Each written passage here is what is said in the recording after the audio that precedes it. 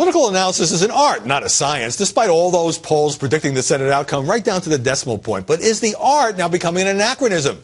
I sat down with Brit Hume, Fox's senior political analyst, here in Studio One. Brit Hume, welcome. Thanks, Howard. Nice to see you. It's no secret that many of the polls that you and everybody else in the media relied on during the midterms were flat out wrong. But, with obvious exceptions, what happened to reporters gleaning information by being out on the trail? Well, back in the day when I was, covering races and going to a state to cover a congressional district race or a Senate race or even a primary, there weren't that many polls. So a reporter who would go to a state, there might be some poll out there that you'd heard about that might give you some sense of the race, but very often they were out of date or by some polling organization you never heard of, and you didn't. So you'd go to events and you'd watch the candidates perform, and you'd pick up some sense of the candidate, how the audience was responding, was there enthusiasm, was it or not. You talk to the campaign workers and see the managers and so on, and they would tell you stuff, and you'd be able to, from experience, you could kind of filter out the spin and pick the things that kind of made sense to you. You talk to other political figures around the state or congressional district, and you'd get a feel for the race. And you didn't have a poll to go on, and so. But now you have the real clear politics average of polls, and the era when a David Broder would go knocking on doors or talk to people in a shopping mall. I think it's kind of seen as old-fashioned. Well, I do. And the problem is that while we had some polls this cycle that were sort of spectacularly off and failed to catch things like the Virginia Senate race being so close and the Maryland governor's race going to the Republican, most polls over time have been nearly correct or nearly correct. And so when there's so many of them, the first thing you see is the first thing you know about is a poll. And there's a tendency not to be able to see past the poll. So what happens is, the poll is what the poll says. You believe it's probably right. It's a 1-point race in North Carolina. Right, or whatever. And then you kind of go out looking for why the poll shows what it shows. And so you end up working back from the poll instead of sort of relying on your own instincts. And I think what happens is over time your instincts atrophy. And so you might go out and cover that Maryland Senate race and just not pick up some of the things that would tip you off in the old days that something was happening that you weren't expecting. So the plethora of polls kind of shapes the mindset. Right. It's hard to escape that. Of course, even in the old days, you were telling me about covering the colorful New Jersey congresswoman named Millicent Fenwick. There was a New Jersey congresswoman named Millicent Fenwick, and she was an older woman, and she was such a character that she was even represented in the Doonesbury comic strip. I can't remember what the name she had was, Lacey something, yes, as I recall.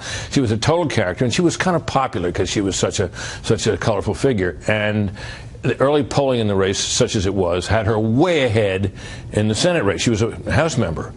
And I went up there to do a story on her race, and I thought her crowd seemed a little flat. She didn't seem that great on the stump. And Frank Lautenberg, who was a businessman, a Democrat businessman, political newcomer, he seemed to be pretty good on the stump, and his crowds were enthusiastic, and there was a sense of something was happening in the race. Did you report this? Well, I reported this to the producers at ABC News where I worked, and they were dubious about my thinking about it. So I ended up doing a piece that was quite fair to both sides, but I didn't fully state my sense that the race was moving in his direction. Then he won, and I felt like a fool. So does that underscore that it can be difficult to break from the pack? Because you have so many polls, you turn on every channel, and everyone's saying this race is close or this race is a blowout. To say, hey, I was just in the state and I have sources and they're telling me that so-and-so is surging or so-and-so is slipping is a little risky for journalists. Well, it is, because most people who don't, if you know your sources and you develop over time an ability to sense when they're giving you the straight stuff and when they're just saying what you have to say that you think your guy's going to win. Yeah, BS detector. Exactly, a BS detector. And when you relate that to somebody else who doesn't know what you know, they're going to say, well, that's what you'd expect them to say, that they're doing well. Now, every now and then somebody will tell you, well, this race is a little tighter than the polls are showing, and my guy's not doing that well. That happens about once a century. So there's skepticism of that kind of thing is understandable, and you have to know from experience when somebody is giving it to you straight and not. We live in the age of spin. In our final minute, I've talked a lot in recent weeks about the network newscasts and how they covered the midterms very little, shockingly little compared to past years. You spent many years at ABC News. What's going on? Well, I think, look, the way bias works and it does affect these networks, believe me, it's insidious. It's not that men and women sit together in a room and say, geez, looks like the Republicans are doing well, we don't want to do that story. No, that doesn't happen that way. It genuinely looks to them less interesting.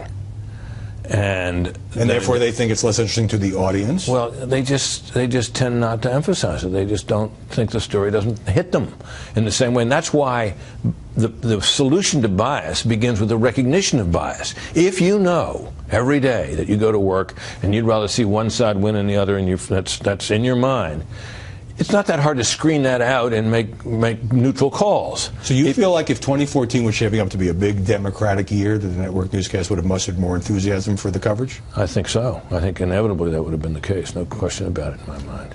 Britt Hume, thanks very much for joining us. Nice to see you.